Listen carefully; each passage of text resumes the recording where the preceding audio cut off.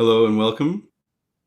I'm Amitai, and I'm joined today, hopefully audible and visible to you, by a streamer you may know pretty well, because he actually does it a lot, and that is Jitter Ted. Hi, Ted. Hello. You can see him, and I'm also joined by Ryan Latta, who you can't see, but you could hear if he said something now. Cool. I hope that worked. So what we're going to work on today, as you can see in the upper right-hand corner, is not package source today. It's not exactly not Qmail today. It's ikiwiki today. What we're trying to do is enhance my favorite content management system, which is ikiwiki, to be able to delegate authentication to GitHub. So for example, here's ikiwiki's own site, and you want to go edit it, and you have a bunch of choices. It's configurable by the site admin of which kind of a login you want to do. You could have a username and password directly managed by the site. You could have some kind of an email address that you get an authentication token sent to. Or you could have OpenID, which I'm coming to learn is very related to what we're trying to do. But I don't see OAuth specifically, which is what we think GitHub might need. So I'm joined today by two people that know a lot more about that than I do. Ted, in fact, you have integrated recently with GitHub for one of your apps. Is that right?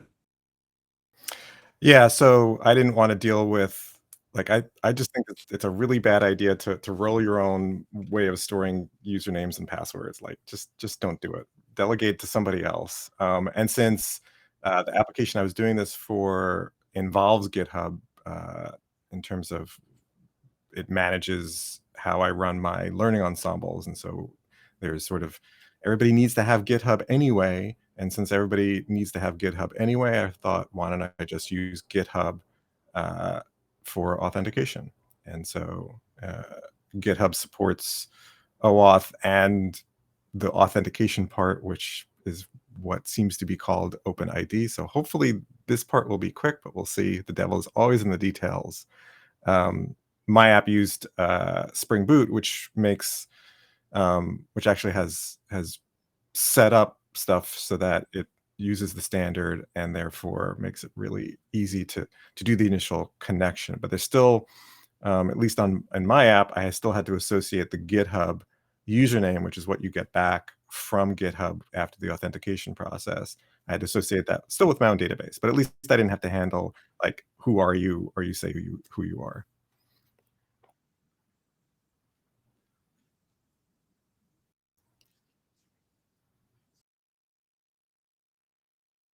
Mm,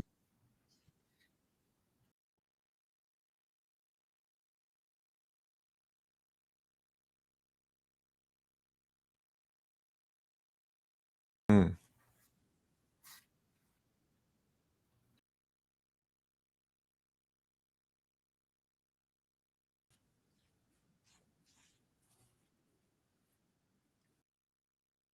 right. Mm,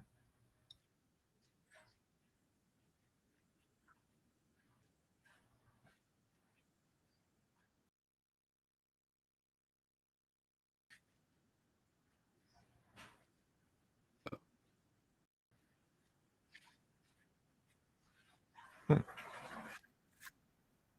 Yeah,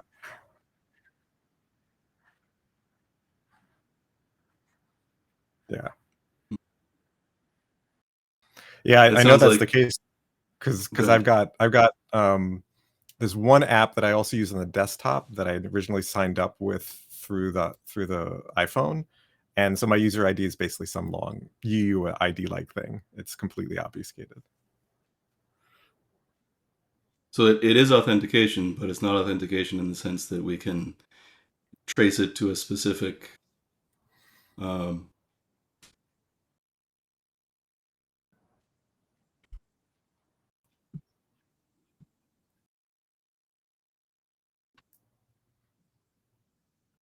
Yeah.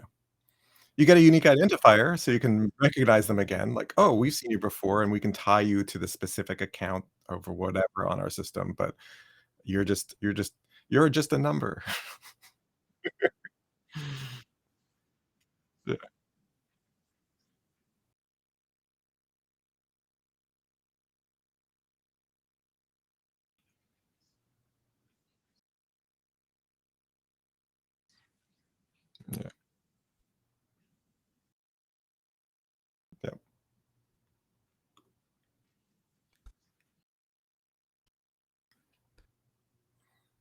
So before we go further, I am noticing that my stream is sharing an old version of what was on my screen and not currently what is on my screen. So just a moment while I futz with that. That is true.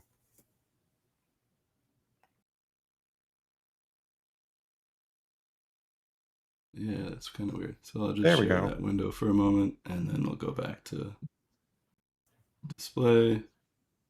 We got the OBS inception. There we go. Getting closer. That is actually what we're looking at. That's So yeah, my use case is similar to Ted's. It is motivated by NotQmail. I'll show you for just a second what that is. NotQmail has a wiki that for the time being is hosted on GitHub because we're using it for the rest of the project. But I would like to self-host it in general, and then I have a specific reason to want to, which is that in the old days of Qmail, the best community knowledge that there was written down here, lifewithqmail.org. And the author of that a while ago gave me the entire history. It's in an RCS repository of this document and said, yeah, I mean, I work with CVS on a regular basis, but RCS is really something. But it's fit for purpose. It's one document. I don't know.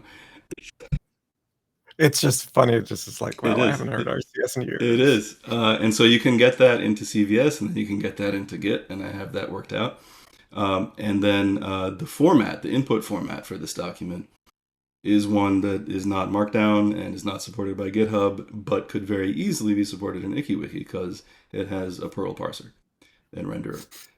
So that's an easy plugin for me to write once I have the GitHub authentication sorted out. And if I can do that, then I can let the same people who work on the project edit this page, which is why I'm trying to do this. So we don't need that today. That's just why. So how should we start? I would say, how is that OpenID thing like the OpenID option in the ikiwiki?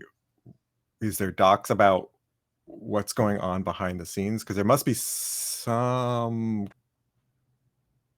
docs around that, maybe. How ikiwiki does OpenID? Yeah.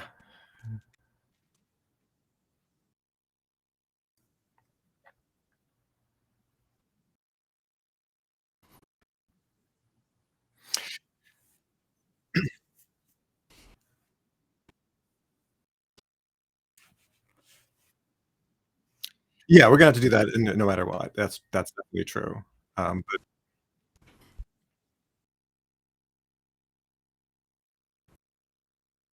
Okay.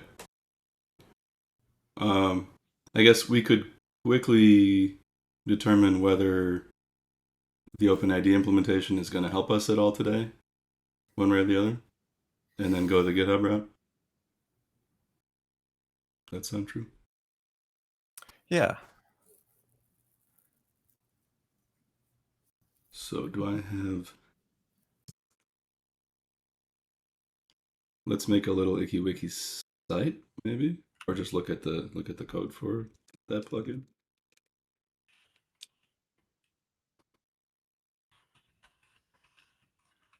So here are sort of the API calls internal to ikiwiki that this plugin uses. It interfaces with get setup, auth, and form builder setup. So those are the, Mhm. it tells you the names of the functions that implement that. They're named get setup and auth. So we can look at get setup is just like the configurable things and what their defaults are and documenting them. And then what was the other one? Auth.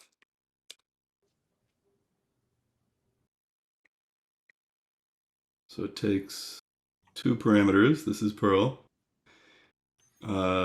First one is the query string, probably, because you can do this kind of a thing on it. And the second one is a session.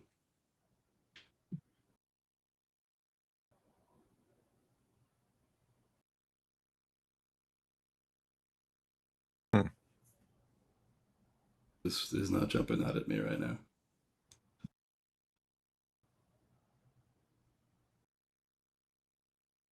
Let's look at the ikiwiki API documentation for what these methods, when these methods are called. Get set up, I'm pretty sure I know about. Yeah, so I Auth, I wonder if think. it's useful to look at the uh, the OpenID consumer package because it has some Okay, information about sort of how it works. this one.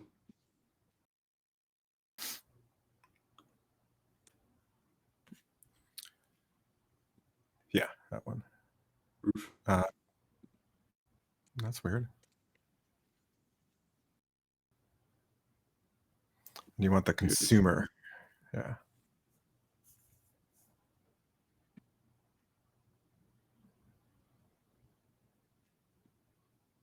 Yeah, so there's the consumer. So I'm not sure how you register this information, but clearly this is the information that we'll get from GitHub to set up the authentication.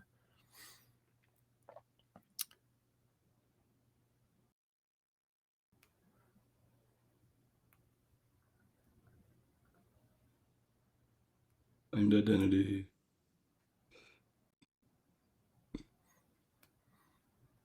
Check your own. So do we Yeah, have to so somehow know the URL for the identity provider? Is that one of the things we have to yeah, know? so that'll be provided um, in either in the. I mean, that's actually in the basically in the docs for GitHub. So the GitHub OAuth will tell us where to go. So Okay. the high level process is you basically say, let me, you click. So what's unclear is when we clicked on that OpenID, it said it would ask for your OpenID, which is different than the flow that I'm used to, which is basically you just sort of say log in via, and then you're immediately taken to the the GitHub login page. So I wonder, I wonder what I have here.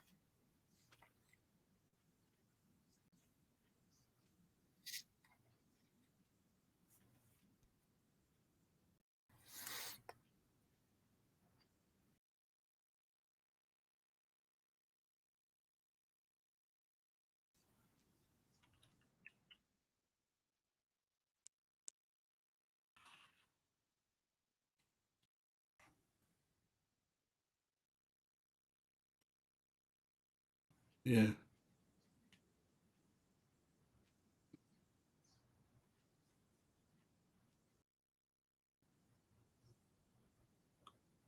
So the last time I used this feature of ikiwiki, which is quite some time ago, I think maybe a decade, there were a few sites that were OpenID providers. I remember being able to log in with my LiveJournal URL, like the hostname part, Hmm. because that was unique to me. And then LiveJournal had that hooked up to be a provider. So I could just type like schmons.livejournal.com in here, and then it took me to LiveJournal somehow for the authentication.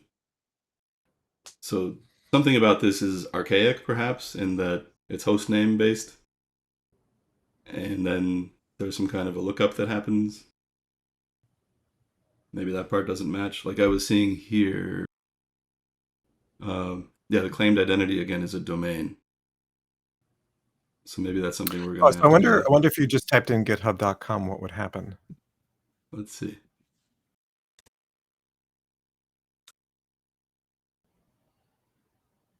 Not Be like determined ID provider. schmons.github.com, if that's a magic thing. No.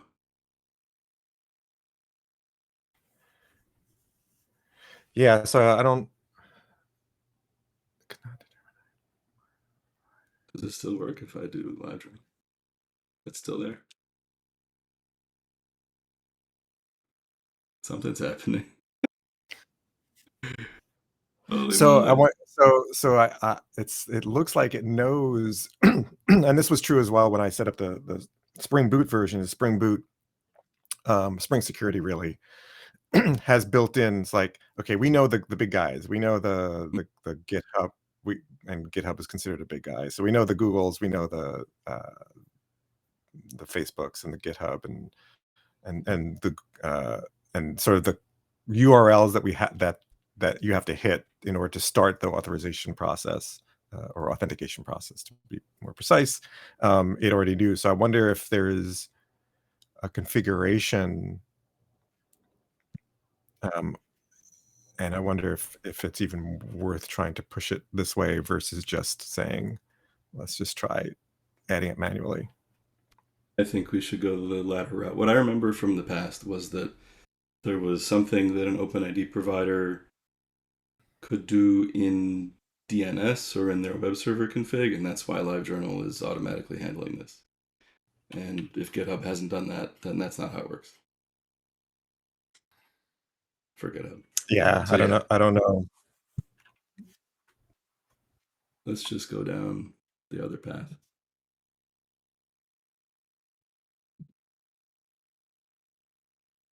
So should we look at the web application flow or this sort of Ruby example? I think did we find a library that looked like it was doing OAuth? I had a Or few. can we use the OpenID consumer one directly and give it the information it needs?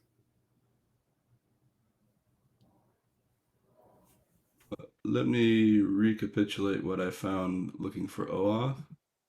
I had found first, I was like, is there an API in the CPAN for handling everything GitHub that I would ever imagine, including Okay, authentication?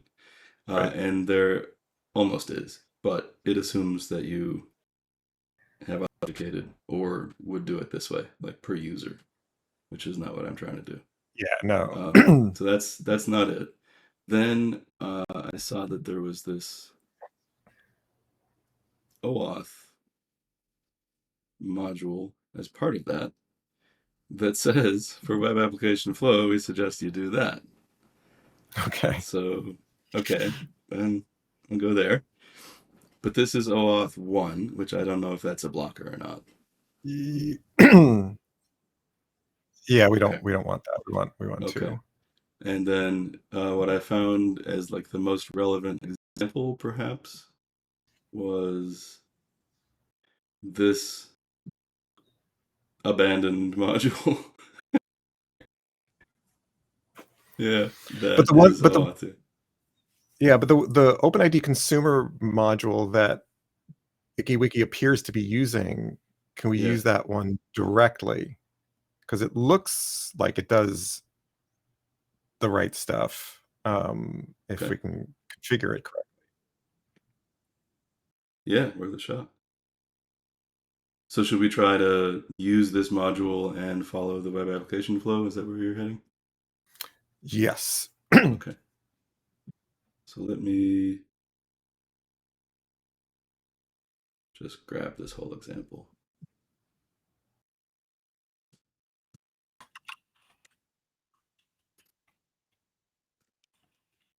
Gonna delete.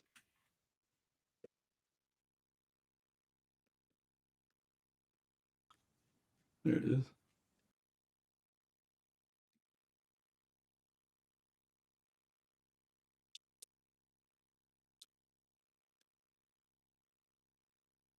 Does it run? I need to install that module. Okay.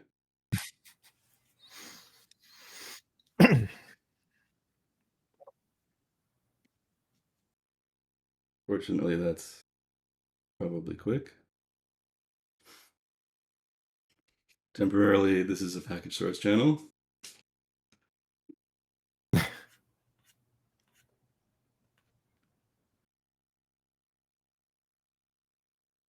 Okay, this is a ikiwiki channel. Got some kind of problem there. Line 9. Oops.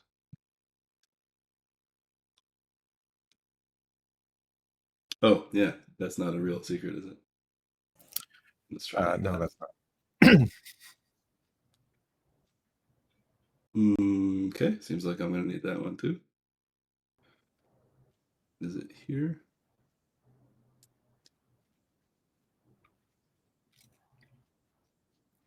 Mhm.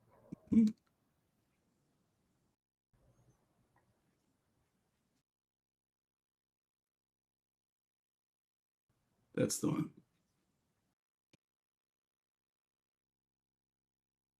Viewer, I might have prepared slightly better for this, but this is pretty quick. Hey, didn't I just install that?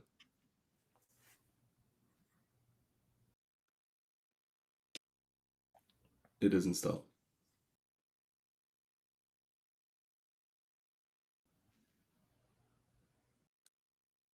Ah, okay. It's saying I should do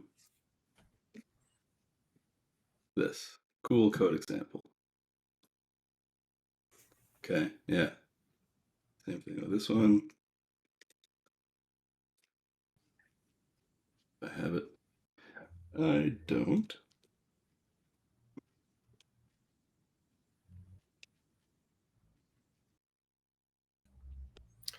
So it's interesting. I'm looking at the example, and there is that first check where it hits the somehow it does some domain lookup to find out the right URL, and I'm I'm not seeing that in the standard. So I wonder if there's some substandard that says about discovery. This is part of cache.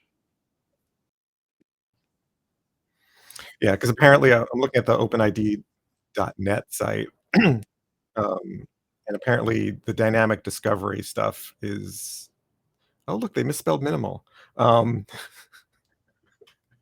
Brains the like minimal does ours. not The minimal does not minimal with 2 N's, does not require the discovery part, so I guess GitHub has implemented the minimal, or maybe just not the dynamic part. Okay, this runs enough to say not an OpenID message at line 55. Probably because this is not a secret on line 11.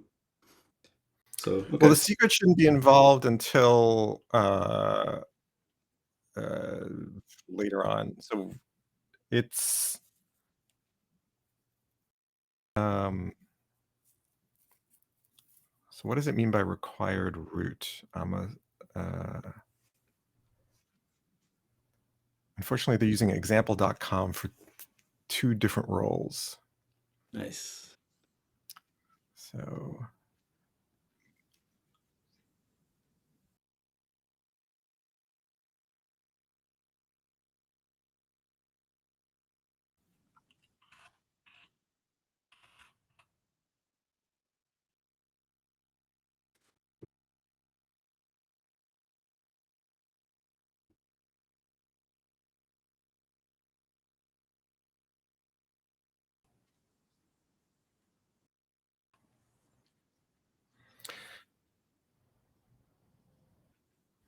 okay. So required root is sort of the local site. Basically, if you reference a URL, that's just if you have just a path, it prepends that. So that's your local. Um, and that's not something that's important for us. It would matter later if we were trying to redirect the user back where they had come from. Yeah, but except for the thing we'd redirect back to, it's a good idea to have the fully qualified URL. So I Well, yeah, that would actually be would this hope kind that, of thing. yeah. So yeah, the return to you'd want to have as a full URL to come back, and that would have to hit whatever um, whatever then would then go back out to request the because after you log in, it redirects and we get the JWT, and then we basically send that back and then request the profile information.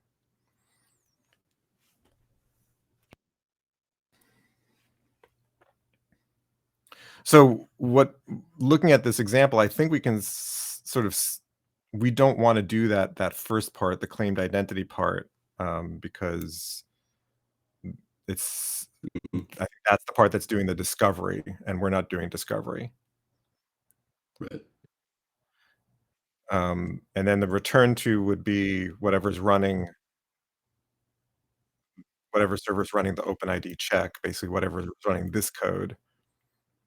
Um, the trust root is what basically the GitHub URL. Which is why you're saying lines 34 and 35 are a really weird use of example.com for both. Yeah.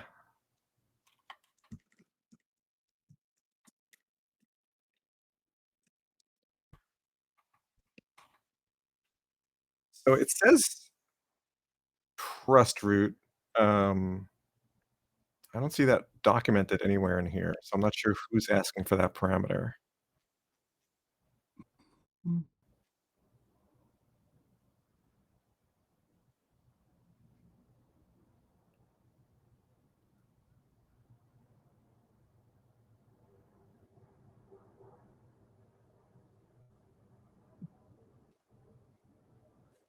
Unless that's just coming from the OpenID spec.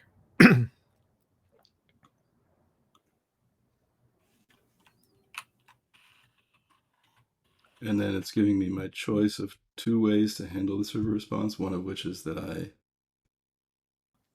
define this callback on my object, or I just handle it inline. I think handling it inline might be easier for now.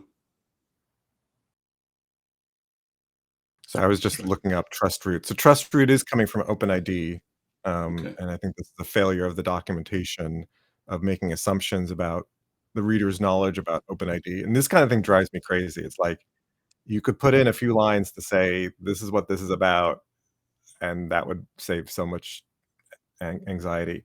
But trust root is apparently the older uh, name for realm, and that's why it's a little Oh, confusing. okay. Um, so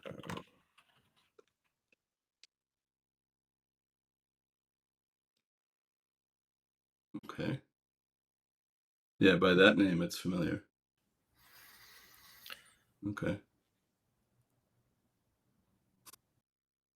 Do we have enough then to try going through the Webflow and getting our well, so what I'm not seeing is where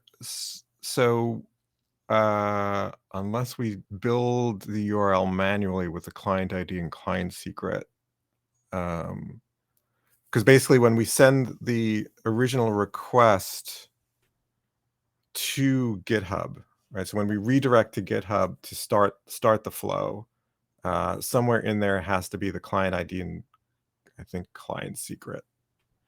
Uh,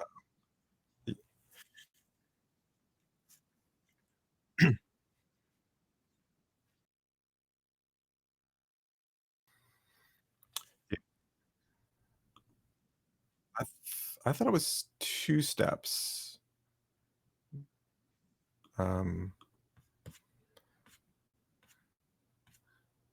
So do so the we? question Yeah. so the reason why I'm not as up on this part is because the library I use builds the URL for me. If I give it the parameters, it knows how to build the URLs correctly when it needs it. Um, The URL for the authentication provider, the URL for where it bounces back to, both. basically both. But the first one I'm trying to figure out is what is the initial call, basically what is the initial redirect to GitHub? What does that URL look like?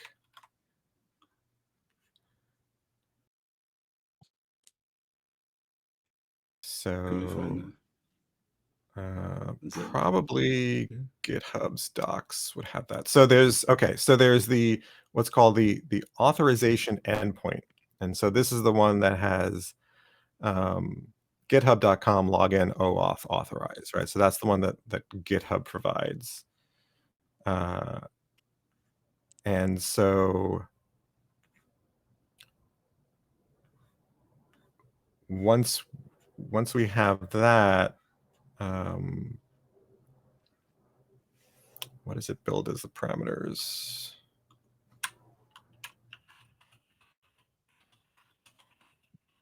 client ID redirect URI, where to go back to. There we go. Login, we probably wouldn't do. Scope, we may or may not bother. State, which is like a salt.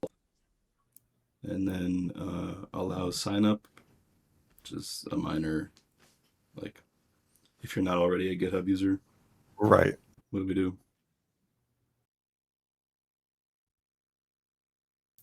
So then mainly client ID and redirect right. So URI. here's where, yeah. So this is where we send our client ID, which we'll have to get when we register the app. And obviously the redirect URL will redirect back to your OpenID app. Basically this Perl stuff. And for our immediate purpose, I don't have to have a publicly reachable URL yet. We can do the first part without it. So the way I do it, and I don't know if GitHub has changed this. The callback URL has to be something that's known to GitHub. Oh. Yeah, so you can actually do localhost whatever, and that will work fine because it's basically a browser redirect. It's annoying because it would be nice to have two, like for local testing, and otherwise you have to go back in and log in and change the URL when you're doing testing versus when it's deployed. But for now, we'll just basically put in the localhost, whatever would come back to the server. Okay. No, please no. Please no. I'm fine. Okay. Yeah. So then is trust root this endpoint, or where does this go? Maybe it's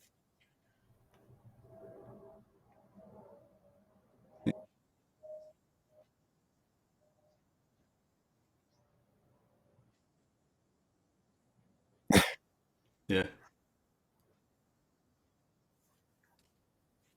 So this may not be fruitful to go this way.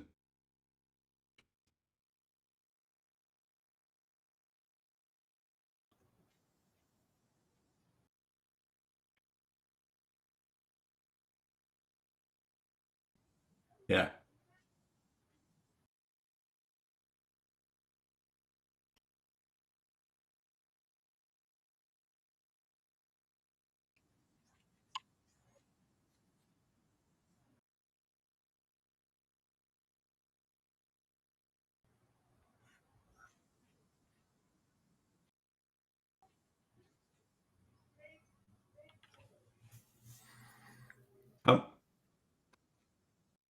Yeah. How about I just pulled up on the left-hand side a module that I got in my research also. I don't understand exactly what it means for web server use, but that is the use that I would have. And the example that uses it has a client ID and secret. It has that looks more like what we want. Yeah. Okay. So I'm assuming it's saying web server because that's the web server flow, as opposed to there are other flows where you don't because you don't want to reveal the client secret. So you wouldn't want to have that code in JavaScript, for example, in the browser. So there's another flow that works with that. I believe it's called Pixie, PKCE. But we can use the easygoing. We can hide our secret. Yeah. Is this the OAuth 1.1? I think it might be. Okay. Well, the one on the left says OAuth 2. Yeah, so I was seeing what's in package source because that's what I can very easily have right now. Oh. And I don't see net OAuth 2 in there. There's just this other one. Let's see what's that related to.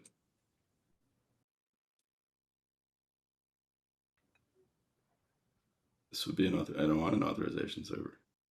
Okay, so there's a packaging assignment for me. Possibly a really fast one. Let's just give it a really quick whirl. So the other one was in net. Okay, we are briefly a package source channel again, as it can happen. P5 net OAuth 2. And if this is pretty straightforward, we could have it working fast enough for at least our own use. I can commit it to package source later. The thing we would do now is go to the distribution itself. Might need to widen this window to see it. Yeah. And get this one.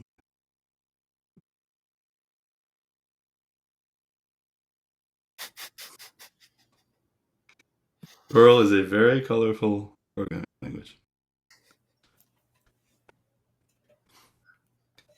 And I happen to know what that's about. It's that if it's used in a library, you don't want to have to terminate the calling process necessarily. You just want to, in a structured way, issue an exception to the extent that that's possible in Perl.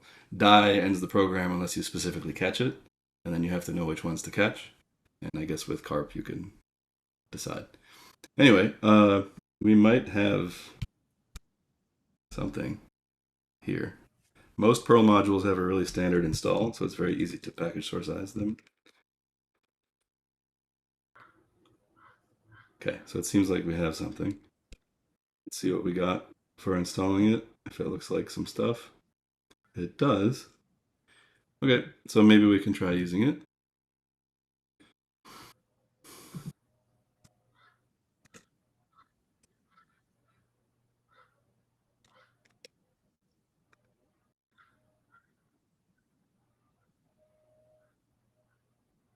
Take this one.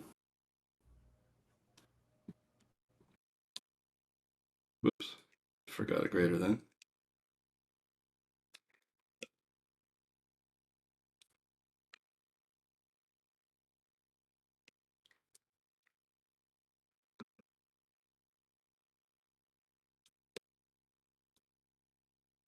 I think I know what our first error is going to be. Yep. Code examples that almost work if you already know what to do a little bit.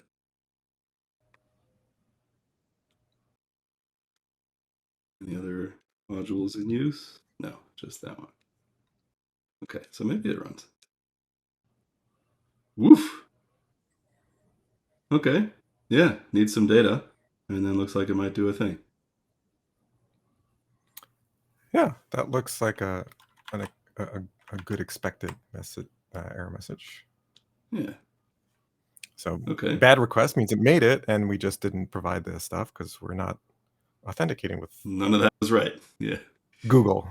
Exactly. And you don't have an ID or secret. So yeah, so I think actually now we can go and yeah, and set up the GitHub, basically register the OAuth app. And it's gonna have some stuff that you might not want to have on stream. Okay. Let me find the link and then we'll possibly go off the screen for a little while. Uh-huh. Okay. I don't see anything yet. So let's say ikiwiki GitHub. Okay. Yeah.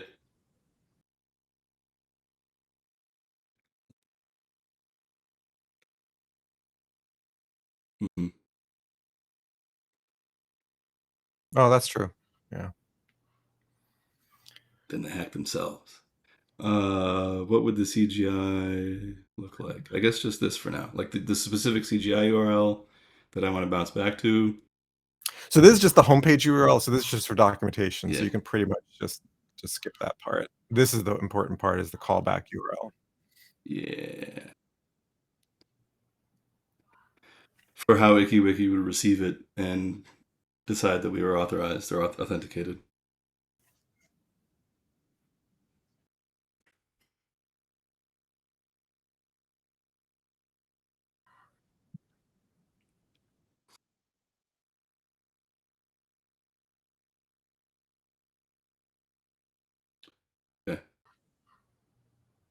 Uh,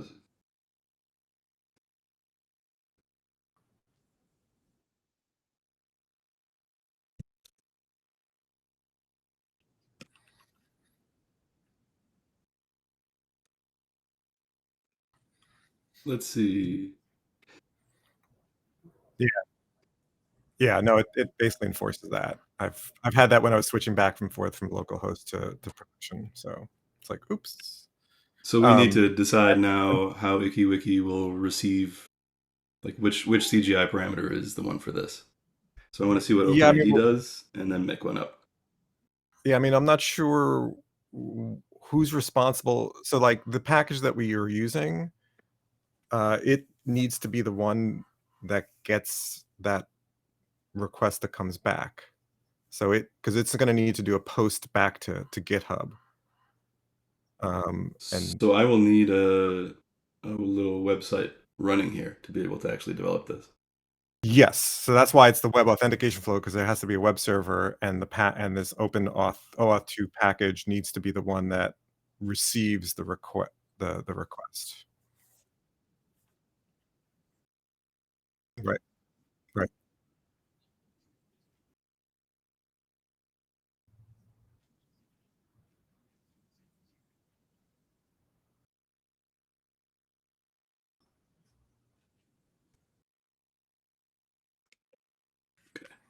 Um, don't forget to add net to package source. Um, get a local web server running, then provide authorization, callback, URL. Okay. I guess now's a good time to do that because we can't get a lot further without. Right?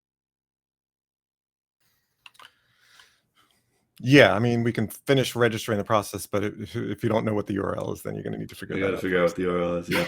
So let's do this. I'm gonna call it um, GitHub auth.local because that matches a pattern I'm already following. I think I have it here. So I'm running a reverse proxy, and then I have a few sites .local that are like local copies of my production ones. So that's an easy enough pattern to follow here. Um, let's call it GitHub auth.local here, and then just make up a new port number for a new web server. 36376 is not taken. And then I'm not going to worry about HTTPS for that right now. Does GitHub need me to be running HTTPS, or is that my own business? It's the full URL. Yeah, it's the full URL, and you can use HTTP for local stuff. Okay. So as long as it Because again, matches. it's the browser that's doing that. It's basically gonna return an HTTP redirect with that URL. So whatever responds to that URL, and if it's just HTTP, that's fine. Okay. That works for me.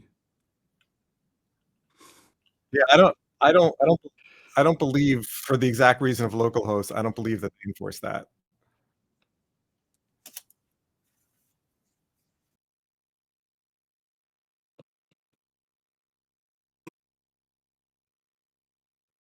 Well, some actually have 2. Like, yeah, and I don't know why GitHub doesn't do that. Yeah, I know, I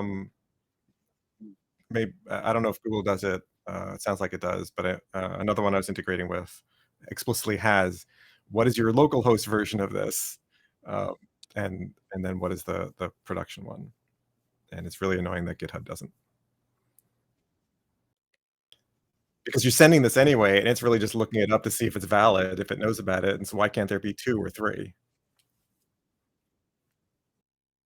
So I end up creating just 2 applications because it's easier. Well, it's either that or you go constantly log in back and change it back and forth, which is not fun.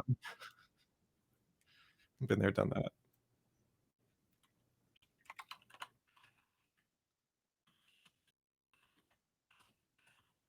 go.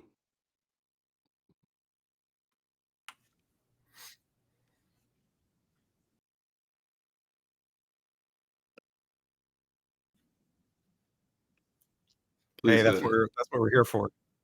Fill the air with rant. Yes.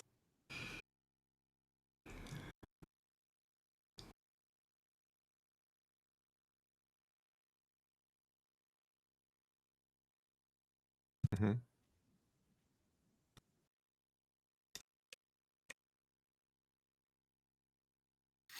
Hmm. Yeah, yeah, yeah, yeah, yeah. And it's the kind of thing that, because you get it done. However, yeah, by hook or crook, lie, cheat, or steal, and then yeah, then you never think about it again until something goes wrong or somebody says, "Hey, can we have a login for X?" And if the library supports it, then it's easy as adding a few parameters. If not, um, like I've procrastinated on adding Discord login to my app, uh, just because I don't want to use it as a login. I actually want to use it to be able to support direct messages. So the standard OAuth flow isn't quite exactly and it's just like figuring out who talks to what and gets what information at what point and how to kick things off is just like, and so I'm just like, well, I don't really, really, really need it, so I'm not going to do it right now. I'll do it later.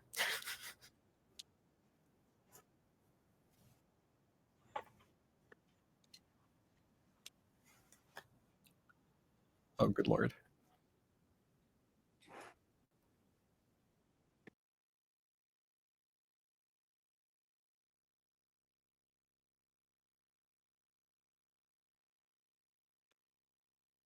Mhm.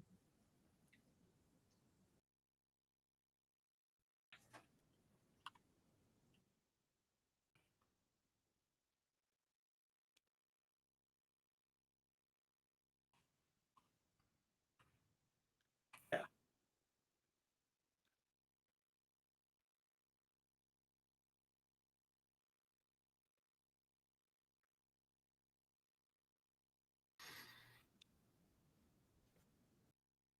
Right, right.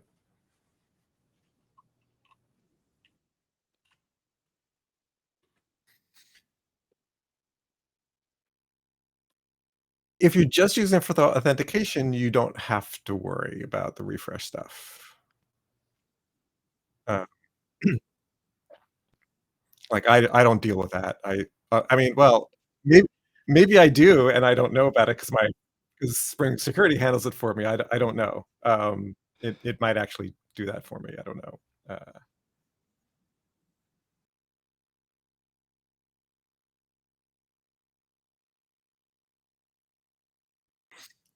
Right, right.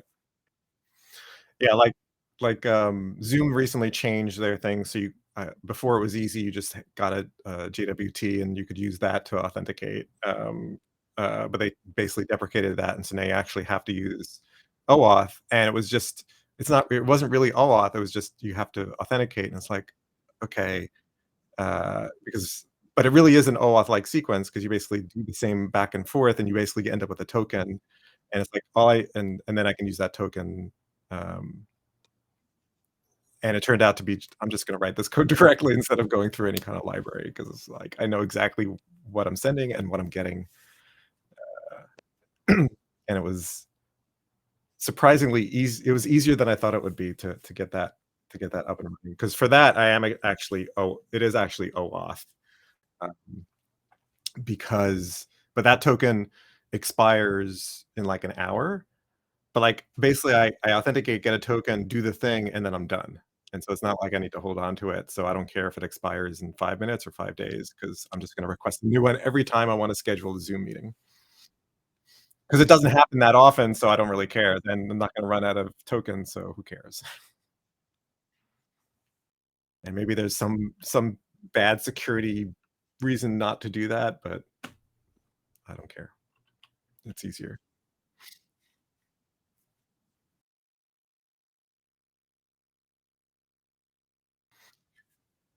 Yeah, right. Exactly.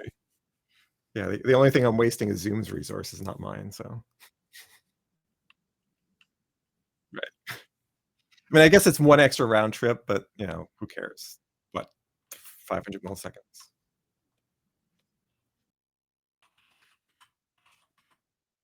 I am almost where I want to go, which is having a website that has an edit link on it. I'm trying to see what I'm missing here about that. CGI.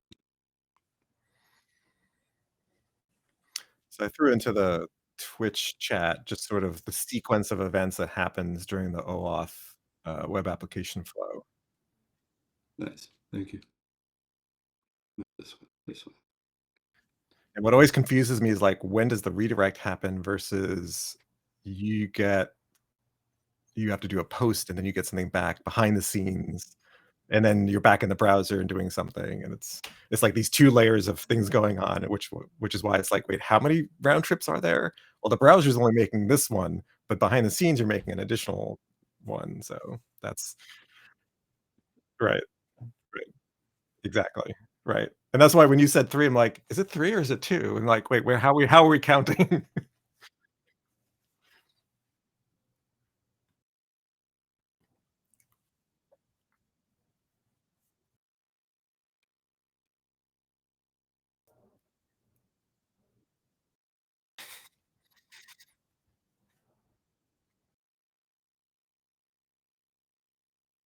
Oh, wow.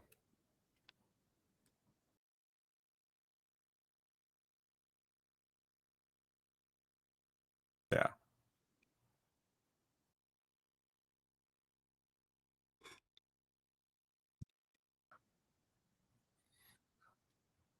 right.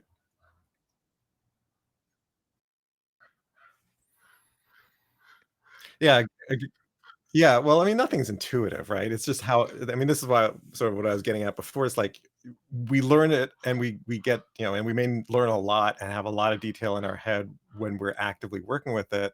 And then if we stop working with it for a few weeks, a month, 6 months, we not quite have to start over, but a lot of it, all those details, like the shape of it is still there, but all the details have sort of gotten smoothed over.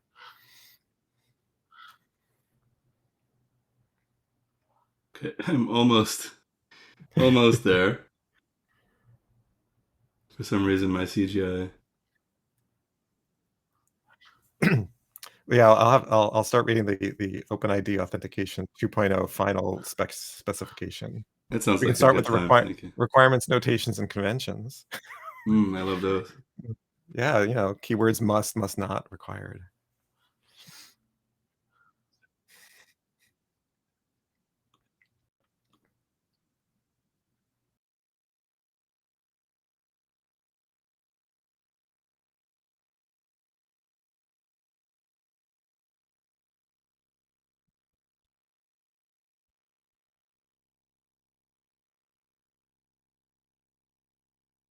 Right. Yeah, it seemed like a real hack, yeah.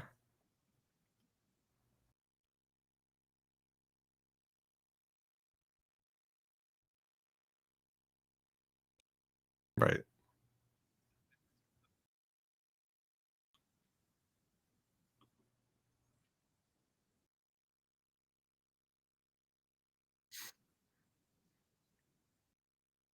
right,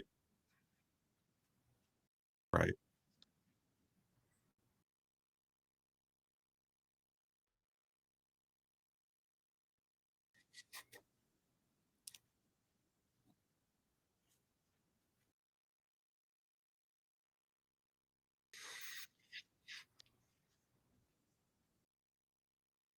Oh my gosh. I I I think am this glad is. I never had to implement that because that is just terrible.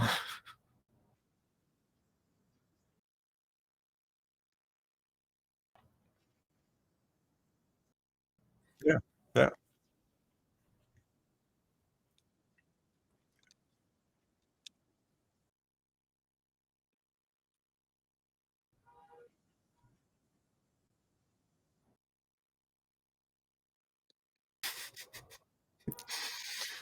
That's just terrible. Yeah, it's amazing, like, it's one of those, like, "This is awful, I'm amazed that it ever works."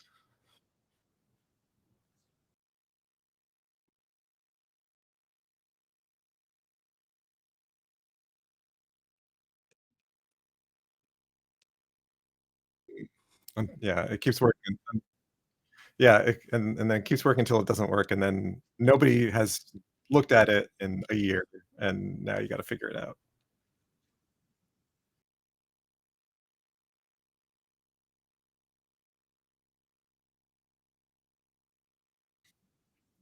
Right.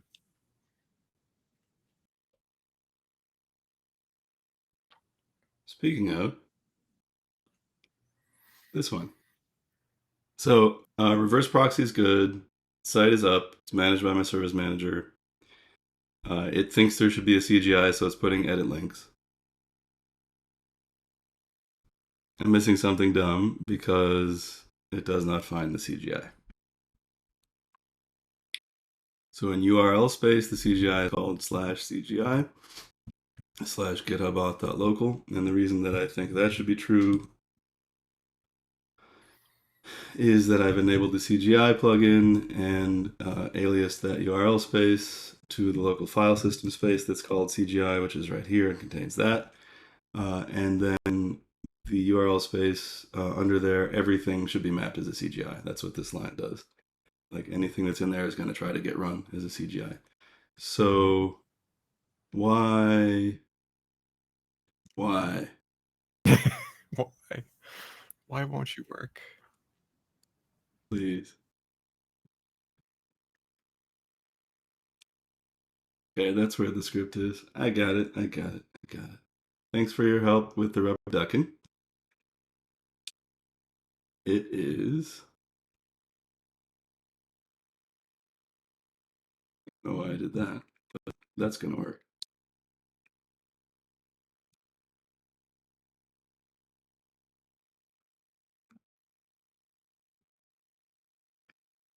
Yeah, all right. Okay. That's the CGI. Okay, so CGI is going to be something like this, and I got to figure out what to put in here for my answer to Git's question.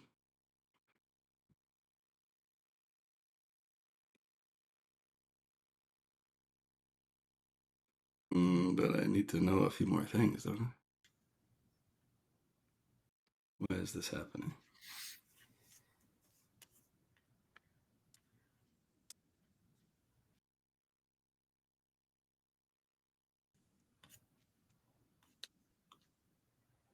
It's right there. Try again. What? Oh, I got some relative ass paths here. Pardon my language, children. Those need to be absolute.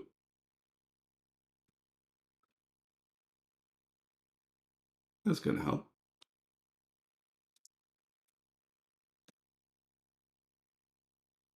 Yeah, okay. Woo! Fine. That is some kind of thing. And I'm going to want to do something right. I don't want to get started on that.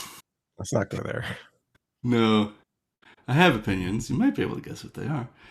So this is the kind of URL for OpenID. Just to look at it. Okay, so this is just the URL for the action I was trying to take and the page I was trying to take it on. So it's up to me to decide what to bounce it back to. For that, we were going to look at the OpenID module and what it decided to Um, do. I thought we were looking at the OAuth 2 module that you found. Yes, I mean ikiwiki's existing OpenID module to see what kind of URL it's constructing, because I want to not use the exact same parameters, but something similar, probably. Oh, That's what I'm okay. thinking about. Just like what query parameters is it inventing, and maybe I could invent something like that. Yeah, so like OpenID dot something, is that how it's doing it?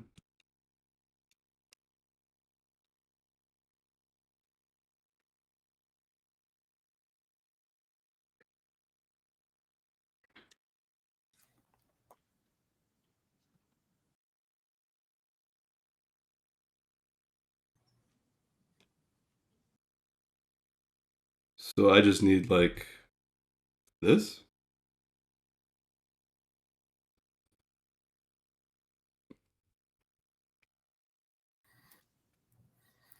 Yeah, I Okay. mean, I don't know how this library works, but I assume the library needs to be the one that catches this. Uh, like it needs to be part of this conversation. Doesn't it? Yeah. I don't know like how much control this library, like what is it doing on its own? Is it handling the I assume it's handling the post request because it's configured to have the client ID and client secret. Uh,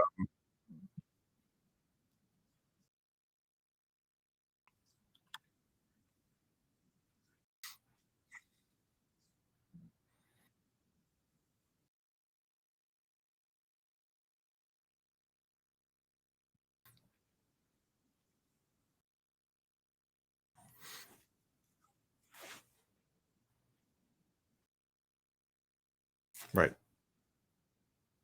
right.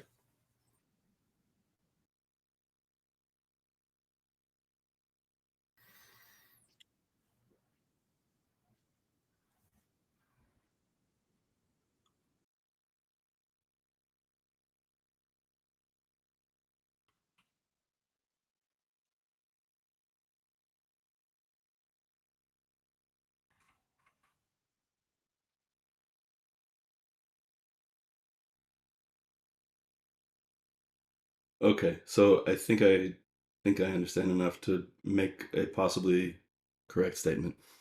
Um, in an ikiwiki site,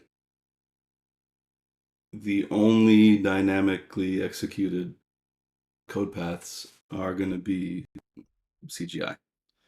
So it has to be, and this is the only CGI there is. Everything else is static. So you hit the web server, you get the page that's already there. Um, so if I want to intercept some communication with GitHub or have it call me back, then it needs to be something under this URL path with a key that is unique amongst ikiwiki plugins so that I'm going to be the one that notices it. So I got to make one up now, I think.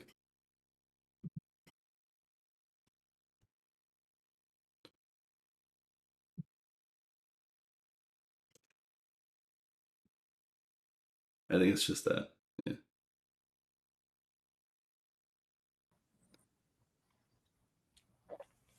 Yeah.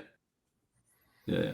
So should I put an equals or should I let them do that? I don't know. They're just going to tack something on, right? Yeah, it's gonna tack on its own query parameters. You don't. So this is where again I'm unsure. Like, how does the OAuth 2 module integrate? Because it needs to be the one that process, like it's doing the round trip. Like you don't. It's not a pure like you're in charge. It's like this library is in charge for the OAuth 2 flow, which means it Oh, needs to be able to do uh, to handle that request so it can then go ahead and turn around and do a post. Because the configuration that I'm looking at in the documentation has all the information so it can do it on its own. All it you're needs looking to, at this one? yeah. So like uh, the, the the the grant type and the token scheme and the client secret and all that kind of stuff is what it needs if it's going to handle that back and forth dance. Because So how's sort of this supposed to work? when it's done its job, what you get then is the access token. So if you look at the synopsis, because I'm looking at the synopsis for that stuff, right near the end, it says my access token equals auth get access token, right? So it got the code, um, and so how to do that? Well, that was up to the library to do that. So there's that first step, whereas the authorized response, and then this is the next step, and then it handles the back and forth of it has to receive the code so it can send the code back to GitHub to then get the token. But when it receives the code back, is it by having like a URL endpoint that it So exposed, yes, so or is the it still a code, client in an open session? So the GitHub does returns a redirect uh, to your URL with the code.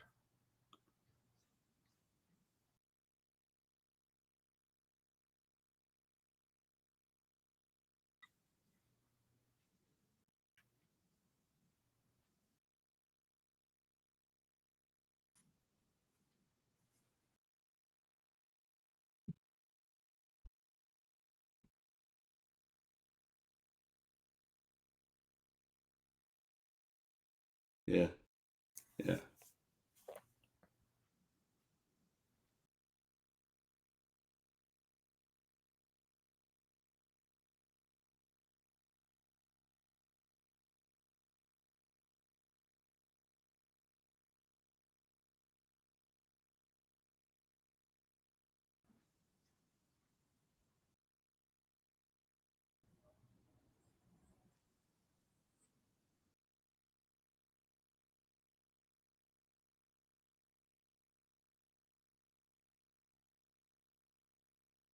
Okay.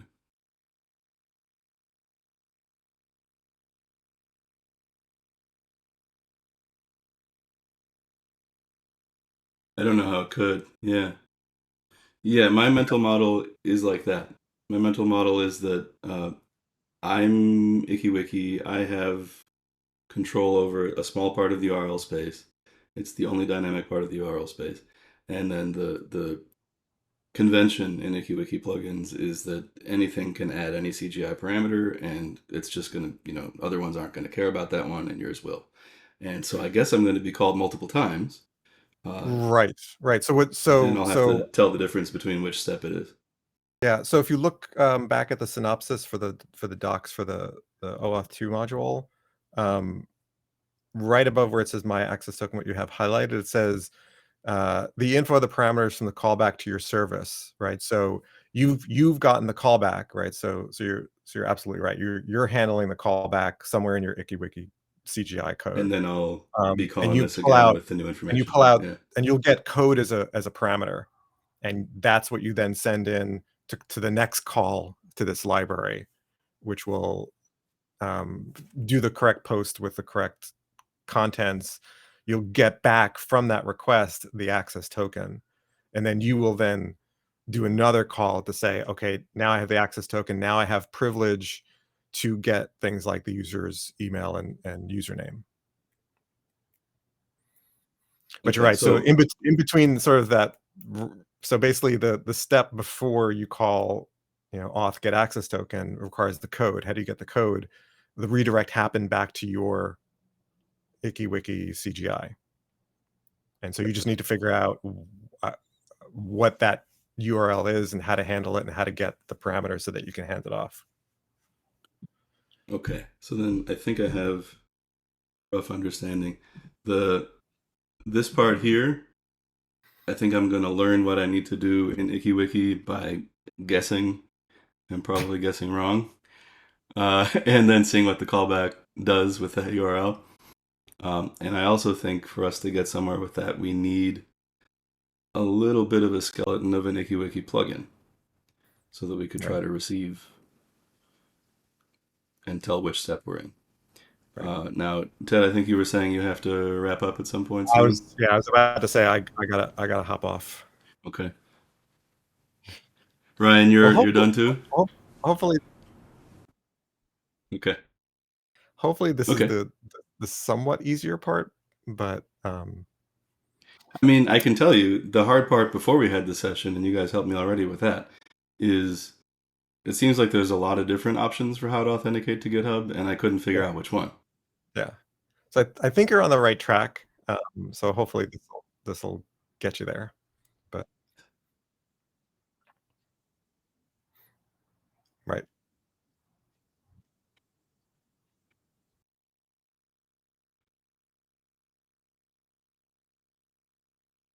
Yes, yes.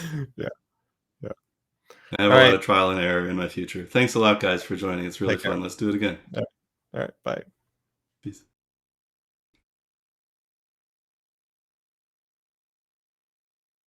So I'm gonna continue shortly.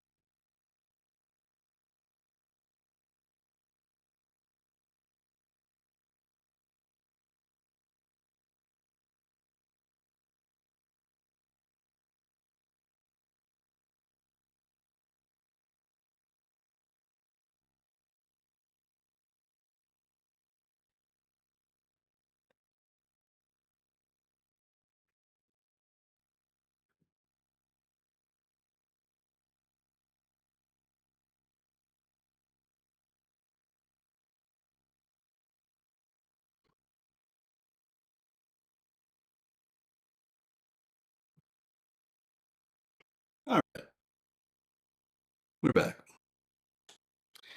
Recap what we did so far, and then let's see how much more time I'm able to have today. Um, with the help of Ted, who you can follow as JitterTed on Twitch. He's a very good follow. You'll get a lot of content, very consistent and very interesting. With the help of Ted and Ryan Latta, who you did not see but you did hear, I have an angle of attack toward the problem I want to solve, which is that I have a web content management system, an open source one that I'm a co-developer for, and I want it to be able to optionally, one of the many ways that it authenticates, delegates to GitHub. I have an existing GitHub project. I have an existing GitHub wiki that goes with the project. I want to move that wiki to self-hosted, also ikiwiki, because the easy part of this, if I succeed at the hard part that we're doing right now, the easy part is that I have some legacy documentation in a legacy format that I could very easily teach ikiwiki to format, and then we could bring up to date. And I very much want that. And so if I can integrate with it with GitHub authentication for ikiwiki, then the GitHub hosted wiki can move as is, because that's markdown. People can edit the page using the same credentials they already have. And then we can easily, a much shorter stream probably than these series of streams, we'll be able to add that input format to ikiwiki. That's a much easier thing to do. So where we are now is that I think I understood the right approach, which of the many GitHub authentications I want, which of the Perl modules is likely to be the most fruitful one that's going to work. The fact that I need to register an actual URL, even if it's a locally hosted one, for a particular instance, which is something that, when I finish this code and I get it upstreamed, that's something that's going to be documented, that each administrator of a site using the software, using ikiwiki, if they want to be able to delegate authentication to GitHub, then they will have to go through this process as well for their site. It's not something that's going to be true once for the plugin itself. It's something that's going to be true per site instance that wants to use the plugin. So I'm probably going to wind up needing to do this more than once anyway, just because I'm guessing about how this URL structure is going to get used by the callback.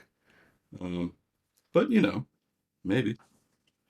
So, so that's where we are. And then what we figured out at the end there, again recapping, is that ikiwiki is a pretty peculiar kind of web application in that, for the most part, it's completely static. And what we're looking at here is the one part of the URL space where anything dynamic can possibly happen.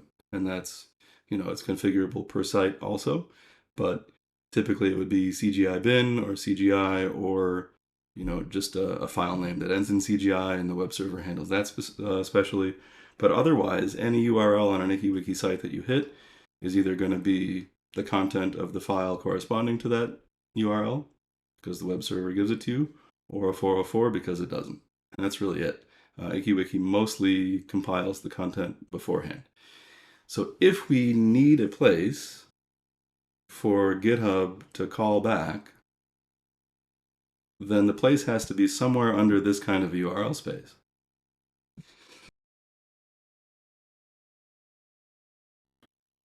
And then it has to be some parameter that is not already in use by some other ikiwiki plugin. So I feel pretty confident. There aren't infinitely many ikiwiki plugins, so that makes it relatively easy to find something that's not used. That if I make a plugin called OAuth2, and I pick a parameter called OAuth2, I can grep right now and make sure that's not in use, and then I can feel pretty comfortable that nothing else would use it besides my plugin. And that's unique enough, and then other plugins simply don't care about parameters that aren't relevant to them, and I would look for this. And then I guess I would take that information, as we were saying, that comes from the callback, pull it out, feed it back into this net OAuth2 flow in Perl, go again to get the access token, and then there we are. So, too obvious for hackathon. Hackathon I'm not sure about. Explain a little what that, I must have missed what you're getting at with that. I'm guessing we're not going to finish it today, if that's what it's about. I'm guessing there's going to be a couple more streams while I bang my head against the wall figuring this out. But I think I'm at least on a path that I know where to go at this point. So I need the beginning of a plugin, the outline of a plugin. And this is, the OpenID plugin is probably a similar shape. So I could copy this and sort of remove a bunch of stuff and get started from there. Because before we can do anything else with this code, oh, I see. Yeah.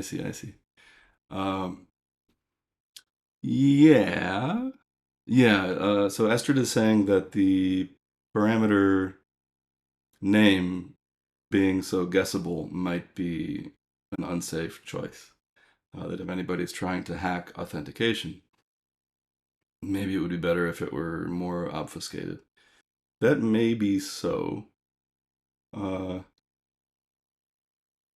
My guess is that the way OAuth works, it's likely to be resilient to that because it uses URLs all over the place. But let's keep that in mind in case, like the worst case scenario. Let's think that through. If the parameter name is guessable, and somebody knows what to put in there for example, for the code, they would have to know a valid code, which I think the way OAuth works is pretty hard to guess. And then they would somehow have to be the ones that they would have to sniff my network traffic or something to be able to get the access token. Um, but the fact that I'm having a hard time thinking of an attack in 5 seconds doesn't mean that it's hard to attack. It just means I can't think of it right now. Let's keep that in mind. It might be helpful to obfuscate. I do note that the OpenID plugin, at the very least, seems not to. Like it uses OpenID identifier openly as a parameter, OpenID URL as a template parameter, not a URL parameter.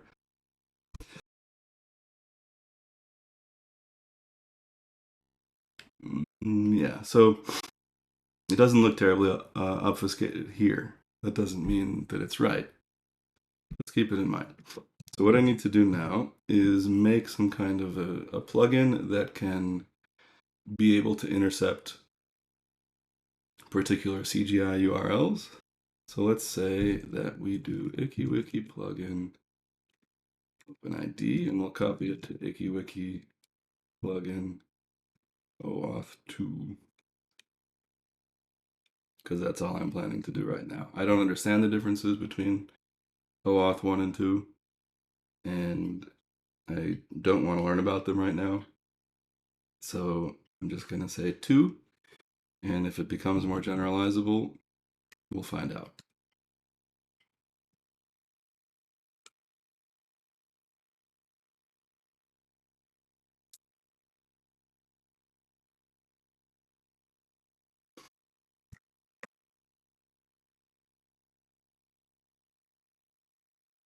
We'll need a get set up. We'll need an auth. What's the form builder set up for?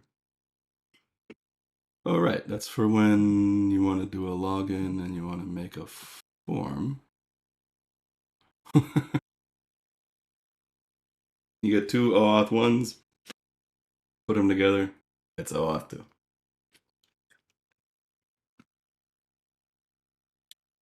2. Enter your OpenID. So I'm guessing,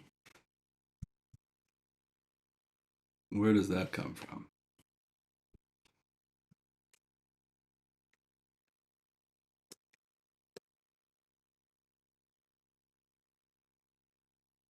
I guess we don't need this for GitHub. I'm just curious where it came from. Oh, wow. Okay. It's actually possibly from some JavaScript, which makes sense because I don't think it reloaded this page. Yeah, it's from loginselector.js. So I guess that wouldn't be relevant in this case because GitHub would just be a button that goes to GitHub. So then not that part of the form. What about the part that says OpenID? I'm trying to figure out what the form builder setup thing is for. The API documentation is here. That could be a good way to find out. Form builder setup. Tap into the parts of ikiwiki that use CGI form builder to generate web forms. Okay. So if you're one of those, you get a CGI, a session, a form, and a buttons. And add, remove, change fields. It does not validate or display the form builder setup. It merely constructs it, and then just before it's time to validate, there's form builder. Okay. So what are we doing here? Form session CGI. Don't care about the buttons. If the type, oh, okay. So we're branching on the different things that a CGI can do. And in fact, this only affects, yes, please. Thank you. I'll pull that up. Thank you, Astrid. So differences between OAuth 1 and 2. Put that there for later. Thank you very much. So the thing that this old OpenID plugin was doing, excuse me, is sort of branching on which part of the CGI we are in, and it's only reacting to the preferences part. Let me show you what that would look like. Here's the preferences part. We're not logged in yet. So this part is going to be true. The form title is preferences, I'm sure. And then is there an OpenID user authenticated? There is not. We're not going to see anything special here. Let me go through the login flow with OpenID for a site that I seem to recall works. And then we'll be able to see what this is showing us. If LiveJournal is even still a thing. I don't know. Definitely used to work.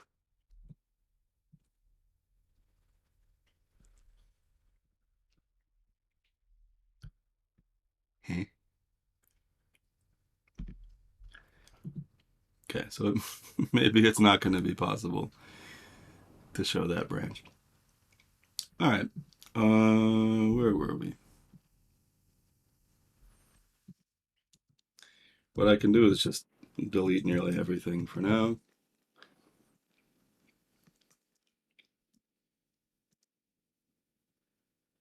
Probably gonna need that, but again, I can borrow later when I need to. So I have a get set up and an auth. Everything else, bye-bye.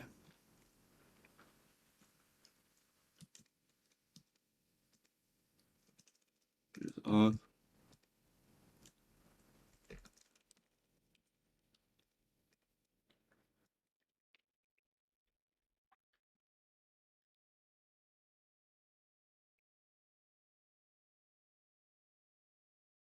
Okay, this is a little bit more skeletonous.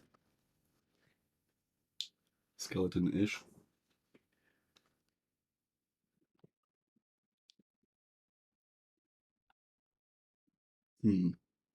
My stream might be almost over. Looks like somebody's nap is almost over. So let's see if I can get as far as making some kind of a decision here and leaving my brain what to do next.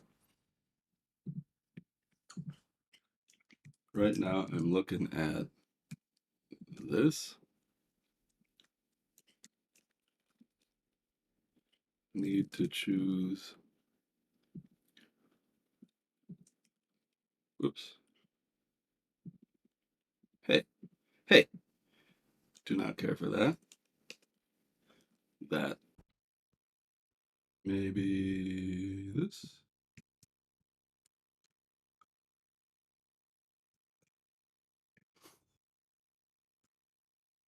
And then need to catch callbacks to my unique query parameter.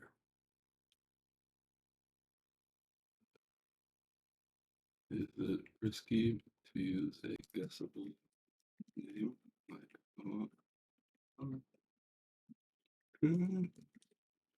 okay, I think that's where I am. And let's just take everything that says OpenID and change it to OAuth 2. Programming consists of that sometimes. I don't think I understand this. Let's just not have these settings.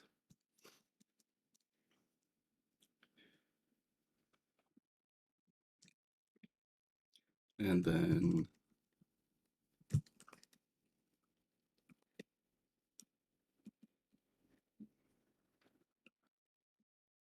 gosh, I guess this is the callback, calling back, extract code.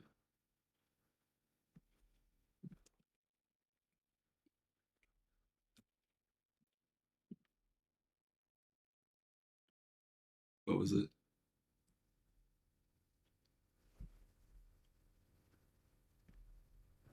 I don't know. Extract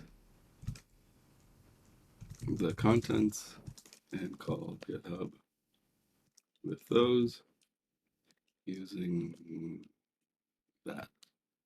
Something like that. That's where I was trying to go. Okay, quick recap, because I think we're done. Ted and Ryan helped a lot. Watch Ted's channel, Jitter Ted. I'm partway toward being able to delegate authentication from my content management system to GitHub. I need to figure out how to put a hook in the URL space that gets to me and not to anybody else, which I think is going to be here. And then I need to try making a request. Yeah, that's very good advice. I'm actually going to finish deleting all of this, because I can always go look at the OpenID module again. Yeah, that looks pretty good. I understand everything except for that line, and that is what I want. Good advice, my pair programmer in the chat, Astrid. So I'll come back next time trying to finish wiring up a place to receive that callback. And then when I think I understand how that's going to work, how it could work, then I can finish this registration and try putting in my secret and client ID and seeing what I missed, which is going to be considerable, and just iterate from there. So thank you for watching. Thank you for participating, and we will see you next time.